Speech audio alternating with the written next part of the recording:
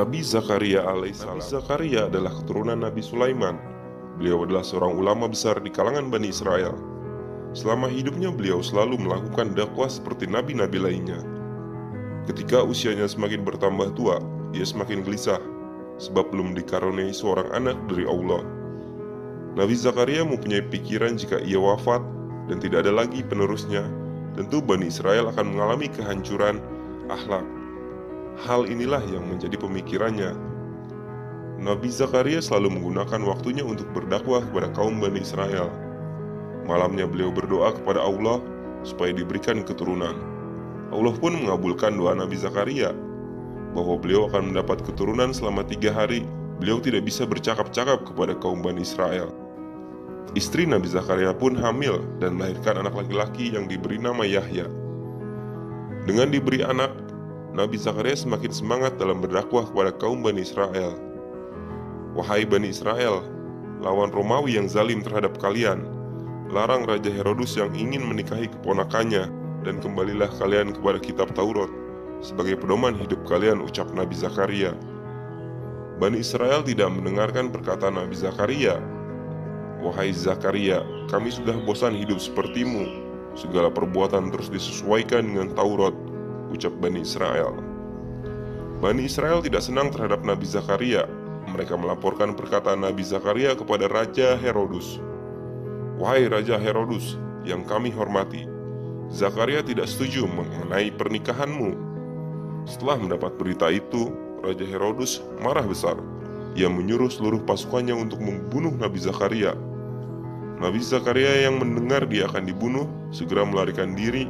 Ia bersembunyi di dalam pohon, tetapi para pasukan Romawi melihatnya. Pohon tersebut mereka potong hingga tumbang. Nabi Zakaria pun mati syahid di jalan Allah. Nabi Yahya alaihissalam. Nabi Yahya adalah anak Nabi Zakaria. Nabi Yahya adalah seorang yang bertakwa dan telah diberi hikmah oleh Allah sejak kecil. Beliau seorang yang berbakti kepada Allah. Allah pun mengutus Nabi Yahya untuk berdakwah kepada kaum Bani Israel. Mereka kembali melakukan perbuatan maksiat seperti berjudi, merampok, mabuk-mabukan, dan menindas orang miskin.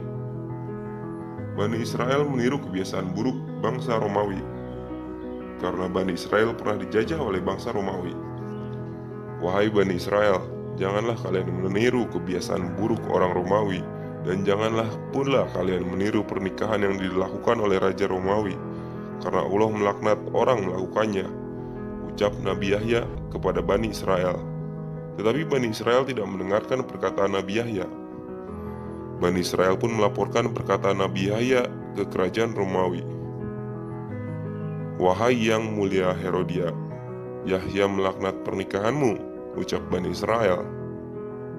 Kurang ajar sekali Yahya melaknat pernikahanku. Memang dia Tuhan, ucap Herodia, kesal.